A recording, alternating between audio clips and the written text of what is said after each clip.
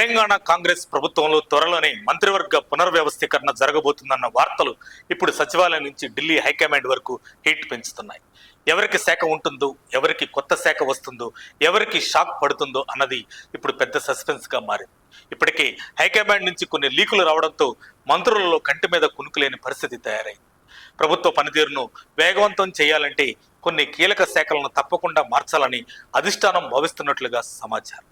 ముఖ్యంగా revenue, home, విద్యుత్, విద్య లాంటి కీలక శాఖల విషయంలో సమూల మార్పులు జరిగే ఛాన్స్ ఉందనిట. ఇక్కడ అసలు ట్విస్ట్ ఏంటంటే కొంతమంది మంత్రుల పనితీరుపై అధిష్టానం అసంతృప్తిగా ఉందట. పనితీరు బాగోలేని వారికి ప్రాధాన్యత తక్కువ శాఖలు, యాక్టివ్గా పనిచేస్తున్న వారికి కీలక శాఖలు ఇవ్వాలని హైకమాండ్ ప్లాన్ చేస్తున్నట్టు తెలుస్తుంది. దీంతో మంత్రుల్లో ఇప్పుడు షఫ్లింగ్ టెన్షన్ మొదలైంది.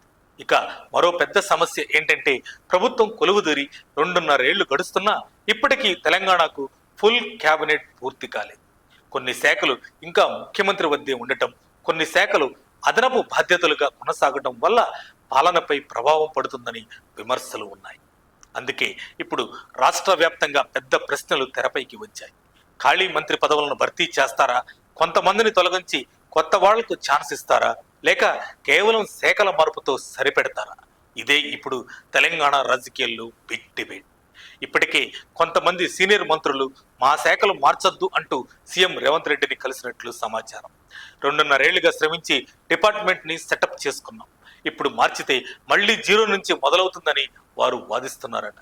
అయితే మరోవైపు కొంతమంది మంత్రులు మాత్రం ఈసారి మాకు పవర్ఫుల్ శాఖ వస్తుందని ఆశగా ఎదురు చూస్తున్నారు. మొత్తానికి సీఎం దగ్గర మంత్రుల రిపోర్ట్ కార్డు సిద్ధమైందా? హైకమాండ్ నిర్ణయం తీసుకుంటే తెలంగాణ కేబినెట్ లో భారీ షాక్లు తప్పవా? ఇది నిజంగా జరిగితే తెలంగాణ రాజకీయాల్లో పెద్ద ప్రకంపనలు ఖాయం. మరిన్ని అప్డేట్స్ కోసం మా కాయ్ టీవీని సబ్స్క్రైబ్ చేసుకోండి.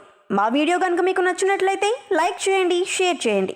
మీ విలువైన అభిప్రాయాలను కామెంట్ బాక్స్లో తెలియజేయండి.